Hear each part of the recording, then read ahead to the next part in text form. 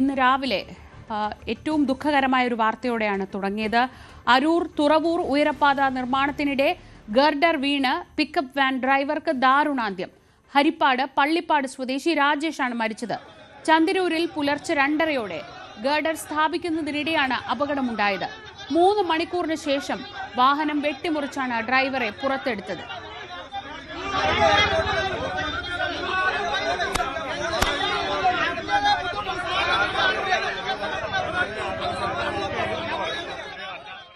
സാധാരണ ഗർഡറുകൾ കയറ്റുന്ന സമയത്ത് നമ്മുടെ വാഹനങ്ങൾ സ്വാഭാവികമായിട്ട് കയറ്റി വിടാറില്ല. ഇരു സൈഡും ബ്ലോക്ക് ചെയ്തതിന് ശേഷമേ വാഹനങ്ങൾ കടത്തി വിടാറുള്ളൂ. കാരണം നമുക്ക് ഇതിനു മുന്നേ ചെറിയ അപകടങ്ങൾ ഉണ്ടായിട്ടുണ്ട്. അതുകൊണ്ട് തന്നെ അതിൻ്റെതായ ശ്രദ്ധ പരിപാലിച്ചുകൊണ്ട് തന്നെയാണ് വാഹനങ്ങൾ, കാരണം അത്രയേറെ ഗർഡറുകൾ ഇതിനകത്ത് മുകളിൽ കയറിയിട്ടുണ്ടല്ലോ. അപ്പോൾ വാഹനം അങ്ങോട്ടും ഇങ്ങോട്ടും പോയിക്കൊണ്ടിരിക്കുമ്പോൾ ഗർഡർ ഒരിക്കലും കടത്താറില്ല. വാഹനം തടഞ്ഞു നിർത്തിയിട്ടാണ് ഗർഡർ കടത്തുന്നത്. ഇതിനെന്താണ് സംഭവിച്ചതെന്നറിയില്ല. അവർ പറയുന്നത് ഒരു ജാക്കി വച്ചതിന് ശേഷം ഒരു ജാക്കി തെന്നി മാറി എന്നുള്ളതാണ് അവർ പറയുന്നത്. അത് വിശദമായിട്ട് പരിശോധിക്കും. അത് അതിൻ്റെതായ എൻജിനീയേഴ്സ് വന്നാലേ നമുക്ക് കാര്യങ്ങൾ കൃത്യമായിട്ട് അറിയാൻ പറ്റുകയുള്ളൂ. ഒരാളും ഒരു ജീവനും നമുക്ക് പൊലിയാൻ പാടില്ല. അത് നമുക്ക് ഏറ്റവും വലുത് തന്നെ. ഒരു കുടുംബമാണ് നഷ്ടപ്പെടുന്നത്. നമുക്ക് വലുത് തന്നെ. നമ്മൾ വളരെയധികം വേദനിക്കുന്നുണ്ട് ഇവിടുത്തെ സിറ്റുവേഷൻ. അപ്പം പോലീസൊക്കെ ഇടപെട്ടിട്ടുണ്ട്, നമ്മൾ കളക്ടറിനെ അറിയിച്ചിട്ടുണ്ട്, മിനിസ്റ്ററിൻ്റെ തലത്തിൽ വരെ നമ്മൾ അറിയിച്ചിട്ടുണ്ട്. ഇനി അങ്ങോട്ടും ഒരുപാട് സ്ഥലങ്ങളിൽ നിർമ്മാണം പൂർത്തിയാകാനൊക്കെ ഉണ്ടല്ലോ, ഒരു ആശങ്ക നിലനിൽക്കുകയാണല്ലോ. ആശങ്ക നിലനിൽക്കുന്നുണ്ട്. കാരണം നിർമ്മാണത്തിൽ എന്തെങ്കിലും പാകപ്പിഴ വരുമ്പോൾ നമുക്ക് ആശങ്കകൾ കൂടും. ജനങ്ങൾ അതിൻ്റെ അടിയിലൂടെ യാത്ര ചെയ്യേണ്ടത്. നമ്മൾ വളരെയധികം വിഷമിക്കുന്നുണ്ട്. അതുതന്നെയല്ല, ഉത്കണ്ഠയുണ്ട്. അപ്പോൾ അതിൻ്റെ ഉത്കണ്ഠയുടെ കാരണങ്ങൾ എൻജിനീയേഴ്സ് വന്നാലേ ഇത് അറിയാൻ പറ്റുള്ളൂ. ഇതിനെത്രത്തോളം, കാരണം മുന്നേ തന്നെ അറിഞ്ഞതാണ് ഈ ഗർഡർ എന്ന് പറയുമ്പോൾ വളരെയധികം സൂക്ഷിച്ച് കൈകാര്യം ചെയ്യേണ്ട കാര്യമാണ്. താഴെ കൂടെ വാഹനം പോകുമ്പോൾ ഗർഡർ ഒരിക്കലും വാഹനത്തെ കടത്തി വിടാൻ പാടില്ലാത്തതാണ്. എന്തുകൊണ്ട് വാഹനം കടന്നു പോയി ഇവർ പറയുന്നത് വച്ചു കഴിഞ്ഞാണ് സംഭവിച്ചതെന്നാണ് പറയുന്നത്. അതിലെത്രത്തോളം എത്രത്തോളം ഉണ്ട് ഇതിൻ്റെ ഉണ്ടെന്നുള്ളത് നമ്മൾ പരിശോധിക്കും. വെളുപ്പിന് 2:30 മണിക്കായിരുന്നു സംഭവം. സൗണ്ട് കേട്ട് ഞാൻ പുറത്തിറങ്ങി വന്നത്. ഒരു ഗർഡർ വണ്ടിയിൽ വേണ്ടി കിടക്കുന്നുണ്ട്. പക്ഷേ ഓപ്പോസിറ്റ് വശം ആൾക്കാർ ഇവിടെ പണിക്കാർ ഓടുന്ന കണ്ടായിരുന്നു. ഓപ്പോസിറ്റുള്ളവരെ ആക്സിഡൻറ്റ് ഉണ്ടോ ആണെന്ന് വിചാരിച്ചിരുന്നത്. പക്ഷേ സംഭവം അതായിരുന്നില്ല. വണ്ടി ആൾക്കാർ നോക്കാൻ വന്നില്ല. നമ്മൾ നോക്കിയപ്പോഴേക്കാണ് വണ്ടിയുടെ മേലിൽ ഗർഡർ ഇരിക്കുന്നു. അതിൻ്റെ അകത്ത് ഒരാളും ഉണ്ട്. 2:30 മണിക്കാണ് ആൾ മരിച്ചിരിക്കാനായിട്ട്. പക്ഷേ ഇപ്പോഴാണ് സംഭവം എല്ലാം ഒരാളോട് എടുത്തു കൊണ്ടുപോകാനൊക്കെ സാധിച്ചത്. അരൂരിലെ അപകടത്തിൽ പൊതുമരാമത്ത് സെക്രട്ടറിയോട് വിശദീകരണം തേടി മന്ത്രി മുഹമ്മദ് റിയാസ് ആണ് വിശദീകരണം തേടിയത്. പൊതുമരാമത്ത് സെക്രട്ടറി ദേശീയപാത അതോറിറ്റിയിൽ നിന്ന് വിശദീകരണം ആരായും. അപകടം നടന്നപ്പോഴുണ്ടായ സാഹചര്യം പരിശോധിക്കുമെന്ന് നേരത്തെ ഈ സംഭവസ്ഥലം സന്ദർശിച്ച ആലപ്പുഴ കളക്ടർ അലക്സ് വർഗീസ് പറഞ്ഞു. തീർച്ചയായിട്ടും ഇതിന് നമ്മൾ പ്രാഥമിക ലെവലിൽ നിൽക്കുന്നേ ഉള്ളൂ. ഇത് അന്വേഷണം പൂർണ്ണമായി തീർച്ചയായിട്ടും ഡീറ്റെയിൽ അന്വേഷണം നാഷണൽ ഹൈവേയുടെ ഭാഗത്തുനിന്നുണ്ടാവും. എന്തുകൊണ്ടാണ് സംഭവിച്ചത് വ്യക്തമായിട്ടൊരു അന്വേഷണം ഉണ്ടാവും. നാഷണൽ ഹൈവേയുടെ ഭാഗത്തുണ്ടാവും. പ്രാഥമിക രൂപത്തിൽ നമ്മളിപ്പോൾ ഇവിടെ നമ്മൾ നിൽക്കുന്ന ഭാഗത്ത് ടോൾ പ്ലാസ ആണ്. ഏകദേശം 38 മീറ്റർ വീതിയുള്ള സ്ഥലമാണ്. അപ്പോൾ ഇവിടെ നമ്മൾ ഇത് ലിഫ്റ്റ് ചെയ്ത് വെക്കുന്ന ഗാൻട്രിക്കോട് ലിഫ്റ്റ് വെച്ചതിന് ശേഷം സൈഡ് പുഷ്, നമ്മൾ നോർമൽ കേസിൽ ഇതിനടിയിൽ ബെയറിംഗ് ഉണ്ട്. ബെയറിംഗിന്റെ മുകളിൽ കൃത്യമായിട്ട് പുഷ് എടുത്ത് വെക്കുകയാണ്. പക്ഷെ ഇവിടുത്തെ കേസിൽ ഇവിടെ അത് സാധ്യമല്ല. ഗാൻട്രിക്കേറ്റർ വെച്ച് എടുത്ത് റേസ് ചെയ്തതിനു ശേഷം ഇത് സൈഡിലോട്ട് മാറ്റി വെക്കുകയും ഈ ബെയറിംഗിന്റെ മേലെ ഉയർത്തി വെക്കുകയും ചെയ്യേണ്ടത്. അപ്പൊ ഈ ഞാൻ മനസ്സിലാക്കിയത് ഉയർത്തി വെച്ച സമയത്ത് ജാക്ക് ഫെയിലിയറായി ഇത് താഴെ വീണെന്നാണ് മനസ്സിലാക്കിയത്. പറയാം ഒരെണ്ണം വീണു, അത് മറ്റേ ബീമിന്റെ മേളിലോട്ട് ഗാർഡറിന്റെ മേളിലോട്ട് വീണു. അങ്ങനെ രണ്ടുകൂടെ കൊളാപ്സ് ചെയ്യുമെന്നാണ് മനസ്സിലാക്കിയത്. സമയത്ത് നമ്മൾ ഈ സമയത്ത് ലിഫ്റ്റ് ചെയ്ത സമയത്ത് വാഹന നിയന്ത്രണം പറഞ്ഞിരുന്നു, ചെയ്യണമെന്ന് പറഞ്ഞിരുന്നു. എന്താ സംഭവിച്ചത് പരിശോധിക്കാം. നമ്മൾ സാറിന് നമ്മൾ ഇത് സമയത്ത് വാഹനം ട്രാഫിക് സ്റ്റോപ്പ് ചെയ്യുമായിരുന്നു. സ്റ്റോപ്പ് ചെയ്യാൻ ഡയറക്ഷൻ കൊടുത്തിട്ടുണ്ടായിരുന്നു. എന്താണ് സംഭവിച്ചത് നോക്കാം. ഒരു വണ്ടി വാഹനം വന്ന് കയറിയത് അബദ്ധത്തിൽ ഒരു രാജേഷ്, നമ്മുടെ പള്ളിപ്പാട് സ്വദേശിയാണെന്ന് മനസ്സിലാക്കുന്നു. അദ്ദേഹത്തിന്റെ ബോഡി ഇപ്പോൾ ജനറൽ ഹോസ്പിറ്റലിലോട്ട് മാറ്റിയിട്ടുണ്ട്. ആലപ്പുഴ കളക്ടർ അലക്സ് വർഗീസ് അവിടെ എത്തിയ സന്ദർശിച്ചതിന് ശേഷം സംസാരിച്ചതാണ് ഇപ്പോൾ നമ്മൾ കണ്ടത്. അതേസമയം അപകടത്തിന് കാരണം ഹൈഡ്രോളിക് ജാക്കിയുടെ തകരാറെന്ന് കരാർ കമ്പനിയായ അശോക ബിൽഡ് കോൺസ്ട്രക്ഷൻ കോർഡിനേറ്റർ വേണുഗോപാൽ പറഞ്ഞു. ഗർഡർ സ്ഥാപിക്കുമ്പോൾ ഗതാഗതം നിയന്ത്രിച്ചിരുന്നു, എന്നിട്ടും വാഹനം കടന്നുപോയി എന്നും കമ്പനി അധികൃതർ പറയുന്നു. പ്രാഥമിക വിവരം അനുസരിച്ച് നമ്മളിത് സ്ലൈഡ് ചെയ്തതാണ്. സ്ലൈഡ് ചെയ്തിട്ട് ജാക്ക് ലിഫ്റ്റ് ചെയ്തിട്ടാണ് ഇത് ബിയറിങ്ങിലാണ് ഫിക്സ് ചെയ്യുന്നത്. അപ്പോൾ അത് ജാക്ക് ചെയ്ത് ബിയറിംഗ് വെക്കേണ്ട ടൈമാണ്. ആ ടൈമിൽ അത് ജാക്ക് ഫെയിലർ ആയെന്നാണ് കിട്ടിയിരിക്കുന്ന അറിവ്. ഇല്ല, അങ്ങനെ ഇതുവരെ സംഭവിച്ചിട്ടില്ല. ജാക്ക് ഹൈഡ്രോളിക് ജാക്കാണ് യൂസ് ചെയ്യുന്നത്. ഇതുവരെ അങ്ങനെ സംഭവിച്ചിട്ടില്ല. അപ്പോൾ എന്താണ് ഉള്ളത് നോക്കിയിരുന്നത്. ടെക്നിക്കൽ എന്ന് പറഞ്ഞു കഴിഞ്ഞാൽ ജാക്ക് ഫെയിലറാണ് വന്നിരിക്കുന്നതാണ്. അതിനെ അന്വേഷിക്കണം. എന്തായാലും നമ്മളിപ്പോൾ ആദ്യ പരിഗണന കൊടുത്ത് ഇവിടുന്ന് സാധനങ്ങൾ എടുത്ത് മാറ്റുക എന്നുള്ളതാണ്. ഇതിങ്ങനെ ഗേഡർ അഡ്ജസ്റ്റ് ചെയ്യുന്ന സമയത്ത് താഴെ കൂടെ വാഹനം കടത്തി വിടാറുണ്ടോ? ഇല്ല, അത് കടത്തി വിടാറില്ല. അത് ബിയറിങ്, അതായത് ലൊക്കേഷനിലെത്തി ബിയറിങ് വെക്കേണ്ട ടൈമിലാണ് വാഹനം കടന്നു പോയതാണ് അറിഞ്ഞത്. നിയന്ത്രണം അതെ ഇത് പൂർണ്ണമായിട്ട് നമ്മൾ സ്ഥാപിച്ചെന്ന് പറഞ്ഞാൽ ലൊക്കേഷനിൽ അതിന്റെ പൊസിഷനിൽ വന്നതിന് ശേഷമാണ്. ഇല്ല, പ്രോസസ് അല്ല ബിയറിംഗ് വെക്കേണ്ട ടൈമാണ്. അപ്പൊ അത് ആ സമയത്ത് ഒരു വാഹനം കടന്നു പോയതായിട്ടാണ്. അങ്ങനെ ബ്ലോക്ക് ചെയ്യാറുള്ളതാണ്. അല്ല, ഇതും ബ്ലോക്ക് ചെയ്തിട്ടുണ്ടായിരുന്നു. ആ സമയത്ത് വാഹനം എങ്ങനെ കടന്നു എന്നുള്ളത് അന്വേഷിക്കണം. അതേസമയം അപകടം പതിവാണെന്ന് ആരോപിച്ച് നാട്ടുകാർ സ്ഥലത്ത് വലിയ രീതിയിൽ പ്രതിഷേധിച്ചു. ഭയങ്കരമായ ഒരു സുരക്ഷാ വീഴ്ചയാണ് ഇവർ കാണിക്കുന്നത്. യാതൊരുവിധ മനുഷ്യന് ജീവന് വിലയില്ലാത്ത രീതിയിലാണ് ഇവരുടെ നിലപാട്. ഇവിടെ കുറെ അധികം നാട്ടുകാരും കൂടി ഇതിനകത്ത് അപകടത്തിൽപ്പെട്ട് മരിച്ചിട്ടുണ്ട്. അതായത് ഈ പണി തുടങ്ങിയ തൊട്ട് ഏകദേശം ഒരു 40-45 പേരോളം ഈ ഒരു ദുരിതത്തിൽപ്പെട്ട് മരിച്ചിട്ടുണ്ട്. ഭയങ്കരമായ അനാസ്ഥയാണ് സംഭവിച്ചേക്കുന്നത്. കാരണം ഇതിപ്പോ ഇങ്ങനെയാണെങ്കിൽ നമുക്ക് എങ്ങനെ വിശ്വസിച്ച് പിന്നെ പുറത്തുകൂടി ലോഡ് വണ്ടിയായിട്ട് പോകും. പിന്നെ എങ്ങനെ ചെയ്യേണ്ട പരിപാടികളാണ്. ഇവരൊന്നും ബ്ലോക്ക് ചെയ്യാതെ എല്ലാ പരിപാടികളും ഇവിടെ നടക്കുന്നത്. വലിയൊരു ബ്ലോക്കിന് നമ്മൾ അഭിമുഖീകരിക്കേണ്ടി വരും. കാരണം ഇത് മൊത്തം ഇടിച്ച് താഴെത്തോട്ട് വരില്ല. എന്താ ഉറപ്പ്? ഇവരുടെ പണിയിൽ ഭയങ്കര വീഴ്ചയാണ്. കമ്പ്യൂട്ടർ എല്ലാ രീതിയിലും ഇത് വളരെ മോശമാണ് ഇവരുടെ പണി. ഒരു ഉത്തരവാദിത്തം ഇല്ലാത്ത പണിയാണ് നടക്കുന്നത്. സാധാരണ റോഡ് അപ്രോച്ച് റോഡ് പണിതിട്ടാണ് സാധാരണ ഇത് പണിത് പോകുന്നത്. അതുപോലും ചെയ്യാതെ ഇത് എല്ലാ രാഷ്ട്രീയ പാർട്ടിക്കാരും അമിതമായിട്ട് പണം ഇവരുടെ കൈക്കൂലി വാങ്ങിച്ചുകൊണ്ടാണ് ഇതിന്റെ നിർമ്മാണങ്ങൾ നടന്നിരിക്കുന്നത്. മനുഷ്യജീവന് ഒരു വിലയില്ലാത്ത ഒരു കാലഘട്ടത്തിൽ കൂടിയാണ് പോകണം. 10-60 പേര് മരിച്ചുവിടാം. ജനത്തിന് നടക്കാൻ വേണ്ടി പറ്റാത്ത റോഡുകൾ. യാത്ര ഇത്രയും വലിയ വർക്കാണ് ഇവിടെ നടക്കുന്നത്. ഇവര് എന്ത് ലൈറ്റിലാണ് ചെയ്യണേ? ഒരു ലൈറ്റ് ഇവിടെ ഉണ്ട്, ഒരു ലൈറ്റ് അവിടെ ഉണ്ട്. ഇത്രയും വലിയ 78 ടണ്ണുള്ള 70 ടണ്ണല്ലേ? 70 ടണ്ണുള്ള സാധനം കയറ്റിയിട്ട് ഇത് പണിയുമ്പോൾ ഒരു ലൈറ്റ് ഇവിടെ, ഒരു ലൈറ്റ് അവിടെയാണ്. ഇവർക്ക് എങ്ങനെ ഇവർക്ക് ഈ ജോലി ആണ്? ഒരു ഇത്ര ഇരട്ടത്തിൽ നിന്ന് ഒരു പണിയുമ്പോഴത്തേക്ക് ഒരു ജാക്കിലോ എന്തെങ്കിലും ഒരു മിസ്റ്റേക്ക് പറ്റി കഴിഞ്ഞാൽ പറ്റും. അത്രയ്ക്കൊരു സംവിധാനം ഇല്ലാതാണ് വർക്ക് ചെയ്യണത്. 2 ലൈറ്റിലാണ് 100 തൊഴിലാളികൾ ജോലി ചെയ്യണത്. പിന്നെ അപ്പൊ താഴത്ത് വണ്ടി പോണ പോലെ അവർക്ക് കാണില്ല. അവർക്ക് കാണാൻ പറ്റില്ല.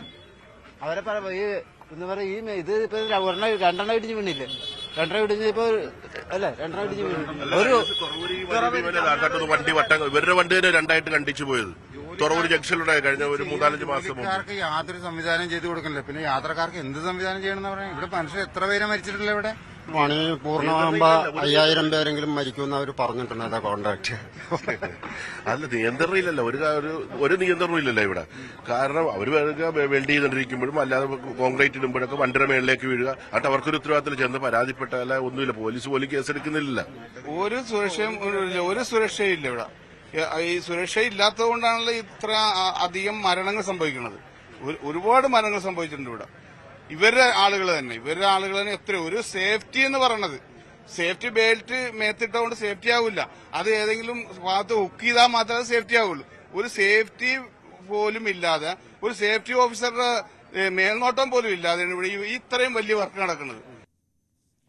ഡാനി പോൾ വിവരങ്ങളുമായി. ഡാനി, രാവിലെ നമ്മൾ സംസാരിക്കുമ്പോൾ തൊട്ട് അവിടെ പ്രദേശവാസികളായ ആളുകൾക്ക് പറയാനുള്ളത് മുഴുവൻ ഇത്തരം പരാതികളാണ്. നേരത്തെ തന്നെ അവർ ഉന്നയിച്ചിട്ടുള്ള പരാതികൾ ഇപ്പോൾ ഇങ്ങനെ ഒരു പ്രശ്നമുണ്ടായപ്പോൾ മാത്രമാണ് അത് ഇങ്ങനെ ഉച്ചത്തിൽ കേൾക്കുന്നതെന്ന് മാത്രം. അവിടെ സുരക്ഷാ പ്രശ്നം കാര്യമായി ഉണ്ടായിരുന്നു എന്ന് തന്നെയാണോ നാട്ടുകാർ പറയുന്നത്? ഈ അപകടത്തെ സംബന്ധിച്ച് ഇപ്പോൾ ജാക്ക് ഫെയിലിയർ ആണ് എന്ന് പറയുന്നു. പക്ഷെ അങ്ങനെ ഉണ്ടാകാൻ പാടില്ലാത്തതാണ്, പ്രത്യേകിച്ച് ഇത്ര വലിയൊരു ജോലി നടക്കുന്ന സമയത്ത്. എന്തൊക്കെയാണ് നമുക്ക് പ്രാഥമികമായി അവിടെ നിന്ന് ഇപ്പോൾ കിട്ടുന്ന വിവരങ്ങൾ?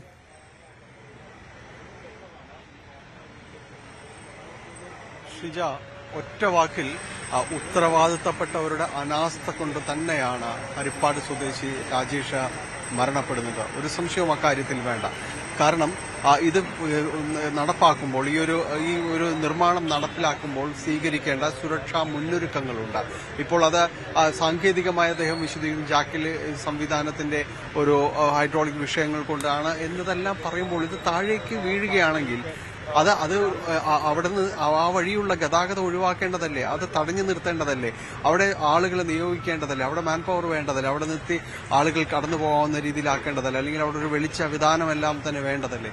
ഇതൊന്നുമില്ല എന്ന് തന്നെയാണ് ആളുകൾ പറയുന്നത്. ഈ വന്ന ആളുകളിൽ ഒരാൾ പോലും പറയുന്നില്ല ഇവിടെ ഒരു കുറ്റമറ്റ രീതിയിലാണ് നിർമ്മാണ പ്രവർത്തനങ്ങൾ മുന്നോട്ട് പോകുന്നതെന്ന് ഒരാളും തന്നെ പറയുന്നില്ല. കാരണം നിരവധിയായ വിഷയങ്ങൾ ഇവിടെ അവശേഷിക്കുന്നുണ്ട്. അതിൽ ഏറ്റവും പ്രധാനപ്പെട്ട വിഷയം സുരക്ഷാ വിഷയം തന്നെയാണ്. അത് ഈ ആളുകൾ ഈ നാട്ടുകാർ ആശങ്കപ്പെടുന്നത് അവരുടെ മാത്രമല്ല, ഈ നിർമ്മാണ പ്രവർത്തനത്തിൽ പങ്കാളികളാകുന്ന ഈ തൊഴിലാളികളുടെ കൂടി സ്ഥിതിയെക്കുറിച്ച് കൂടി അവർക്ക് ആവലാതികളുണ്ട്. കാരണം അവർക്ക് പോലും സുരക്ഷാ ക്രമീകരണങ്ങളില്ല. അവരെ കൃത്യമായ രീതിയിലുള്ള ഒരു സുരക്ഷാ ജാക്കറ്റ് എന്ന് പറയാവുന്ന ഒരു സാധനം മാത്രമേ ഉള്ളൂ. അത് നമുക്ക് പലപ്പോഴും ഈ ഫ്ലൂറസൻ കളറിലുള്ള ജാക്കറ്റ് അതുകൊണ്ട് മാത്രമായില്ല എന്ന് പറയുന്നു. അതിൽ വേണ്ട ക്രമീകരണങ്ങൾ വേണം. അവർക്ക് മുകളിൽ നിന്ന് ജോലി ചെയ്യുമ്പോൾ ഉറപ്പുവരുത്തേണ്ട സംവിധാനങ്ങൾ വേണം. ഇതൊന്നുമില്ല എന്ന് അവർ പറയുന്നത്. ഇവിടെ ഇതര സംസ്ഥാനക്കാരെ മാത്രമാണ് തൊഴിലിടങ്ങളിലേക്ക് ഇവിടേക്ക് കൊണ്ടുവരിക എന്നത് പറയുന്നു. ഒപ്പം ഈ റോഡിലൂടെ കടന്നു പോകുമ്പോൾ ഈ മുകൾ വശങ്ങളിൽ അവിടെയെല്ലാം തന്നെ നിർമ്മാണ പ്രവർത്തനങ്ങൾ നടക്കുമ്പോൾ താഴെ കൂടി കടന്നു താഴെ പോകുന്ന വാഹനങ്ങളുണ്ട്. നമുക്ക് പൂർണ്ണമായും ഈ റോഡ് തടസ്സപ്പെടുത്തിക്കൊണ്ട് നിർമ്മാണ പ്രവർത്തനം നടത്താനായിട്ട് സാധിക്കുകയുമില്ല. ഒരു ദേശീയപാതയാണ്. പക്ഷേ അതിനുവേണ്ട ക്രമീകരണങ്ങൾ ഒരുക്കേണ്ടതുണ്ട്. ഒരു വശം ഉപയോഗിക്കാം, അങ്ങനെയാണ് പലയിടത്തും ചെയ്യുന്നത്. പക്ഷെ പലപ്പോഴും ഈ നിർമ്മാണം കഴിഞ്ഞ നാളുകളായി തുടങ്ങിയത് മുതൽ ഈ രീതിയിലുള്ളൊരു വലിയ അലംഭാവം, ഉത്തരവാദിത്തപ്പെട്ടവരുടെ ഉദാസീനത, അവർ ഈ ശ്രദ്ധിക്കപ്പെടാതെ പോകുന്നതെല്ലാം തന്നെ പറയുന്നുണ്ട്. അപ്പോൾ ഈ കാര്യങ്ങളിൽ അവർ തീർത്തും പുലർത്തി വരുന്ന അവരുടെ ഒരു നിസ്സംഗമായ ഒരു കാര്യങ്ങളോട് ഒന്നും ചെയ്യാതെ പോകുന്ന വിഷയങ്ങളുണ്ട്. അത് തന്നെയാണ് ഇവിടെയും വിഷയമാകുന്നത്. കാരണം സ്വീകരിക്കേണ്ട നടപടികൾ, സുരക്ഷാ ക്രമീകരണങ്ങൾ ഒന്നും തന്നെ ഇല്ല എന്നതാണ്. ഇവിടെ വന്നവരുടെ വാക്കുകളെല്ലാം തന്നെ ഏതാണ്ട് പരസ്പര വിരുദ്ധം തന്നെയാണ്. കാരണം ഇതെല്ലാം പരിശോധിക്കാം എന്നതെല്ലാം പറയുമ്പോൾ എന്താണ് നടന്നത് എന്നത് സംബന്ധിച്ച് കൃത്യമായ ഒരു ധാരണ ആർക്കും തന്നെ ഇല്ല. സംഭവിച്ചു എന്നത് അത് ഉറപ്പാണ്. ഒരാൾ മരണപ്പെട്ടിരിക്കുന്നു. ഇതിൽ ഇവിടെ വന്നു പോകുന്ന ആർക്കും പരിശോധിച്ചാൽ മനസ്സിലാകുന്ന ഒരു കാര്യം വെച്ചാൽ ഇതിനടിയിലൂടെ എങ്ങനെയാണ് വാഹനം കടത്തിവിട്ടത്? അതല്ലേ ഏറ്റവും പ്രധാനപ്പെട്ട ചോദ്യം. മുകളിൽ ഇത്ര 70 ടണ്ണോളം ഭാരമുള്ള ഗർഡറുകൾ കയറ്റിവെക്കുന്ന ഒരു ജോലി നടക്കുമ്പോൾ അതിനടിയിലൂടെ ഒരു വാഹനം കടന്നു പോകും, അതിനടിയിലൂടെ ഗതാഗതം അനുവദിക്കുക, അതെങ്ങനെയാണ്? അത് തീർത്തും അത് ആരുടെ ഉദാസീനതയാണ്? അല്ലെങ്കിൽ ആരാണ് അത് ശ്രദ്ധിക്കപ്പെടാതെ പോയത്? അത് ആവശ്യത്തിന് വെളിച്ചം പോലുമില്ലാത്ത ഒരിടമാണിത്. 2 ലൈറ്റുകൾ മാത്രമാണ് ഇവിടെ ഉപയോഗിക്കുന്നതെന്ന് പറയുന്നത്. അത് ശരിയാണ്, 2 ലൈറ്റുകൾ മാത്രമാണ് 2 ഭാഗങ്ങളിലായിട്ട് ഉപയോഗിക്കുന്നത്. അതിന്റെ വെട്ടത്തിൽ നിന്നുകൊണ്ടാണ് ഇവർ ഈ പണിയെല്ലാം തന്നെ എടുക്കുന്നത്. പുതിയ ആധുനിക യന്ത്ര സംവിധാനങ്ങൾക്ക് ഒരുപക്ഷെ ഇതൊക്കെ മേക്കപ്പ് ചെയ്യാൻ പറ്റുമായിരിക്കും. പക്ഷേ ഇതിനിടയിൽ സംഭവിച്ചു പോകുന്ന ഈ അപകടങ്ങളുണ്ട്. അത് ആരാണ് അതിന് ഉത്തരം കൊടുക്കുക എന്നതാണ്. ഈ ഗഡറുകൾ വീഴുമ്പോൾ അതിനടിയിൽ വാഹനങ്ങൾ കടന്നു പോകുന്നു. ഇപ്പോൾ അതിൽ ഒരാൾ മാത്രമായിരുന്നു അങ്ങനെ പോയിരുന്നത്. ഇതല്ല, തുടർച്ചയായി വാഹനങ്ങൾ പോകുന്നൊരു സമയമാണെങ്കിൽ എന്തായിരിക്കും അപകടത്തിന്റെ ഒരു വ്യാപ്തി? ഒരു അപകടവും ചെറുതായി കാണുന്നില്ല.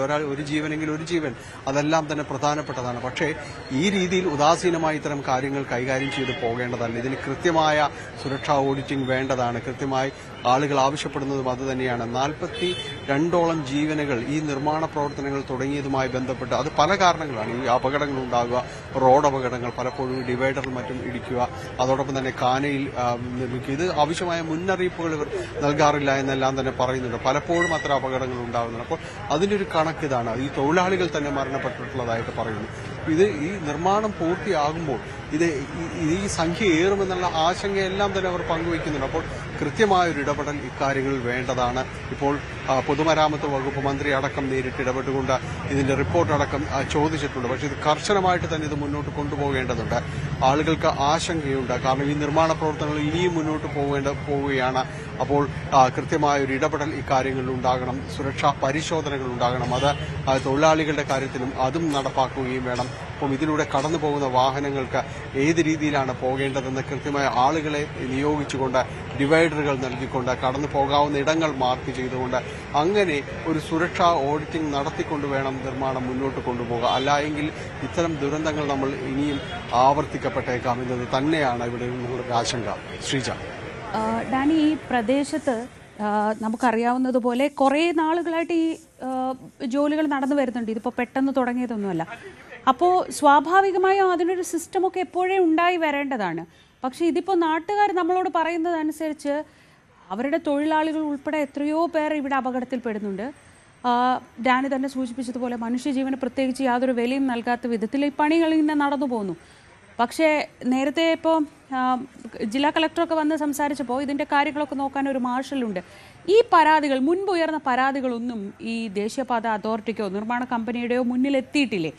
ഇപ്പോൾ നമുക്ക് ആലപ്പുഴയിൽ ഉണ്ടായതറിയാം. ഇതിന് സമാനമായ രീതിയിൽ ഒരു ഗർഡർ ഇടിഞ്ഞ് വീഴുന്ന ഒരു സാഹചര്യം ഉണ്ടായി. അപ്പോൾ ഇത് എവിടെ വേണമെങ്കിൽ നടക്കാം, എപ്പോൾ വേണമെങ്കിൽ നടക്കാം. അത്രയേറെ ഭാരമുള്ള, ഏതാണ്ട് ആയിരക്കണക്കിന് കിലോ ഭാരമുള്ള ഒരു കോൺക്രീറ്റ് പാളിയാണ് ഈ വീഴുന്നത്. അത് ഭാഗ്യം കൊണ്ട് ഇങ്ങനെയായി എന്നല്ലേ പറയാൻ പറ്റൂ? തീർച്ചയായും ശ്രീജ, അങ്ങനെ തന്നെ പറയാൻ പറ്റുള്ളൂ. ഭാഗ്യം കൊണ്ട് ഇങ്ങനെയായ ഒരു ജീവൻ അതിനിടയിലും നഷ്ടപ്പെട്ടു. സങ്കടത്തോടെ അതും കൂടി ചേർത്ത് വെക്കണം. നമുക്ക് മുകളിൽ നമ്മൾ നിൽക്കുന്ന ഇതിന് മുകളിലെല്ലാം തന്നെ ഗർഡറുകളുണ്ട്. ആളുകൾ ഇവിടെ വന്നെന്ന് പറയുന്നത് ഇതിനടിയിൽ എങ്ങനെ ധൈര്യത്തോടെ നിൽക്കുമെന്നാണ് ചോദിക്കുന്നത്. നേരത്തെ സൂചിപ്പിച്ചൊരു തുടക്കത്തിൽ പറഞ്ഞൊരു കാര്യത്തിലേക്ക് വരികയാണെങ്കിൽ ഇതിനൊരു സിസ്റ്റം ഉണ്ടാകേണ്ടതാണ്. തീർച്ചയായും ഇത് തുടക്കം മുതൽ തുടങ്ങും ഈ കാര്യങ്ങൾ വരുമ്പോൾ നമുക്ക് സംവിധാനങ്ങൾ പൂർത്തിയാകുമ്പോൾ കൃത്യമായ ഒരു രീതിയിലേക്ക് ആ കാര്യങ്ങൾ നിയന്ത്രിച്ചുകൊണ്ട് അങ്ങനെ പോകുന്ന കാഴ്ചകൾ നമ്മൾ കണ്ടിട്ടുണ്ട്. ഒരുപക്ഷെ അതിനേക്കാൾ ഒരു വലിയ രീതിയിലൊരു നിർമ്മാണ പ്രവർത്തനമാണ് ഇവിടെ നടക്കുന്നത്. കാരണം റോഡ് മുഴുവനായിട്ട് തന്നെ കവർ ചെയ്തുകൊണ്ടാണ് മുകളിൽ ഉയരപ്പാത വരുന്നത്. കൃത്യമായൊരു സംവിധാനം വേണം, ശാസ്ത്രീയമായൊരു സംവിധാനം വേണം, സൂചകങ്ങൾ വേണം, ഇത് ഏത് രീതിയിൽ കടന്നു പോകേണ്ടതാണ് എന്നുള്ള അടയാളങ്ങൾ വേണം. പക്ഷേ ഇപ്പോൾ സംഭവിച്ചിരിക്കുന്നത് ഒരു സിസ്റ്റവും ഇല്ലായ്മയോടെ ആളുകൾ പൊരുത്തപ്പെട്ട അവർ ഉണ്ടാക്കിയെടുത്ത ഒരു രീതിയാണെന്ന് വേണം പറയാനായിട്ട്. കാരണം അങ്ങനെ ഒരു സംവിധാനമേ ഇല്ല. ആളുകൾക്ക് ഇവിടെ നിർമ്മാണ പ്രവർത്തനങ്ങൾ നടക്കുന്നുണ്ട്, സൂക്ഷിച്ചു പോകണമെന്നുള്ളൊരു പൊതുബോധ്യത്തിലേക്ക് വന്നുകൊണ്ടാണ് ആളുകൾ കടന്നു പോകുന്നതെന്ന് തോന്നുന്നു. കാരണം ഇതിലൂടെ ഈ ആലപ്പുഴ വഴി എല്ലാം തന്നെ കടന്നു പോകുമ്പോൾ നമുക്ക് മനസ്സിലാക്കാവുന്നതാണ്. തുറവൂർ ഭാഗത്തെല്ലാം തന്നെ എത്തുമ്പോൾ വാഹനങ്ങൾ അവിടെ ഇവിടെ എല്ലാം പോകുന്നു. അപ്പുറത്തും ഇപ്പുറത്തുമായിട്ട് എല്ലാം തന്നെ നിർമ്മാണ പ്രവർത്തനങ്ങളും കാര്യങ്ങളും എല്ലാം തന്നെ നടക്കുന്നുണ്ട്. സൂക്ഷിച്ചു പോയാൽ അവനവന് കൊള്ളാമെന്ന് പറയുന്ന രീതിയിലേക്കാണ് ഇവിടുത്തെ ഒരു കാര്യങ്ങൾ വരുന്നത്. ഇവിടെ ഒന്നുകിൽ ആവശ്യത്തിന് ഇത്തരം കാര്യങ്ങൾ, വാഹനങ്ങൾ നിയന്ത്രിക്കുക, ആളുകൾക്ക് മുന്നറിയിപ്പ് നൽകുക. മുന്നറിയിപ്പ് സംവിധാനങ്ങളാണ് ഇതിൽ ഏറ്റവും ഫലവത്തായിട്ട് വേണ്ടത്. കൃത്യമായി അടയാളപ്പെടുത്തിക്കൊണ്ട് പോവുക. ഇവിടെ നാട്ടുകാർ ആവശ്യപ്പെടുന്നതും അത് തന്നെയാണ്. കൃത്യമായ ഒരു മുന്നറിയിപ്പ് സംവിധാനങ്ങൾ പോലുമില്ല. അങ്ങനെ ഉണ്ടായിരുന്നെങ്കിൽ ഇന്ന് ഇത് ഗർഡർ ഇടിഞ്ഞു വീണു എന്ന ഒരു വാർത്തയിലേക്ക് എത്തിയാനെ അതിനടിയിലേക്ക് ഒരാൾ പെട്ടുപോകുമായിരുന്നില്ല. നേരത്തെ കമ്പനിയുടെ പ്രതിനിധി പറഞ്ഞത് അത് തടഞ്ഞു നിർത്താൻ ആളുണ്ടായിരുന്നു എന്നതെല്ലാം തന്നെയാണ് പറഞ്ഞിരുന്നത്. പക്ഷെ അങ്ങനെ ആയിരുന്നെങ്കിൽ ഒരുപക്ഷെ ആള് വേണ്ടല്ലോ. അവിടെ കൃത്യമായി ബ്ലോക്ക് ചെയ്തുകൊണ്ട് കൃത്യമായിട്ട് ഈ ഭാഗം നിയന്ത്രിച്ചു നിർത്തിക്കൊണ്ട് ഗർഡറുകൾ വെച്ചുകൊണ്ട് വാഹനം തിരിച്ചുവിട്ടാൽ മാത്രം മതി. അതിനൊരാളെ നിയോഗിച്ച് കടത്തിവിടാതിരിക്കാനുള്ള രീതിയിലുള്ള എന്തെല്ലാം സംവിധാനങ്ങളുണ്ട്. പക്ഷെ അതൊന്നും ഫലവത്താകും ഒന്നും ചെയ്തു പോകാനായിട്ട് ആളുകൾ, ഇതിന്റെ ഉത്തരവാദിത്തപ്പെട്ടവർ കൃത്യമായ രീതിയിലേക്ക് ഇടപെടുന്നില്ല എന്നത് ഒരു വസ്തുത തന്നെയാണ്. ഓരോ അപകടവും അടയാളപ്പെടുത്തുന്നതും ഈ സത്യം തന്നെയാണ്. കാരണം ഇതിൽ ആളുകളുടെ ജീവൻ നഷ്ടപ്പെടുമ്പോൾ ഉയരുന്ന ചോദ്യത്തിന് ജനങ്ങൾ പറയുന്നൊരു കാര്യമുണ്ട്. ഇതിൽ വലിയ രീതിയിലുള്ള കൈക്കൂലിയും കാര്യങ്ങളും എല്ലാം തന്നെ നടക്കുന്നുണ്ട്. ഇവരുടെ ഈ ഒരു അഴിമതി കാര്യങ്ങൾ, ഇവരുടെ ഒരു സിസ്റ്റം ഇല്ലായ്മ ഈ രീതിയിലേക്ക് ആക്കി എടുക്കുന്നതിന് പലരെയും തന്നെ അവരുടെ ഒത്താശകൾ പല ഭാഗങ്ങളിലുമുണ്ട്. അതുകൊണ്ടാണ് നടപടികൾ ഉണ്ടാകാത്തത്. ഇത്രയും അധികം കേസുകൾ റിപ്പോർട്ട് ചെയ്തിട്ടും ഈ കമ്പനിക്കെതിരെ ഒരു FIR എങ്കിലും രജിസ്റ്റർ ചെയ്തിട്ടുണ്ടോ എന്ന് ഇന്ന് പൊതുജനമധ്യത്തിൽ നിന്ന് ചോദ്യമുയരുന്നുണ്ടായിരുന്നു. ആരൊരു ഉത്തരവും ഇതുമായി ബന്ധപ്പെട്ടുകൊണ്ട് നൽകിയില്ല. കാരണം അത് ഒരു ചോദ്യം തന്നെയാണ്. ഇത്രയും അധികം മരണങ്ങൾ ഉണ്ടാകുന്നു, കമ്പനിക്കെതിരെ തന്നെ ആക്ഷേപങ്ങളും ആരോപണങ്ങളും ഉണ്ടാകുന്നു. ഉത്തരവാദിത്വം പറയേണ്ടവർ എവിടെയാണ് എന്നതെല്ലാം തന്നെ ഒരു ചോദ്യമാണ്. ഇതിനെ കൃത്യമായ മറുപടികൾ പറയാനായിട്ട് ഈ പൊതുമരാമത്ത് വകുപ്പ് അടക്കം ഇതിൽ ഇടപെട്ടുകൊണ്ട് വേണം ഇതിന് തീർച്ച കൽപ്പിക്കേണ്ടത്. കാരണം ഇത് ജനങ്ങളുടെ ജീവൻ വെച്ച് പന്താടുന്ന രീതിയിലേക്കെല്ലാം തന്നെ കാര്യങ്ങൾ പോയിരിക്കുന്നു. ശരി ഡാനി, ഞാൻ മടങ്ങിയെത്താം. കൂടുതൽ ആ ഭാഗത്ത് ആളുകളുടെ പ്രതികരണങ്ങൾ കേൾക്കുമ്പോൾ തന്നെ അറിയാം അവിടെ പുലർത്തി പോകുന്ന അനാസ്ഥ എന്താണെന്ന്. ഇപ്പോൾ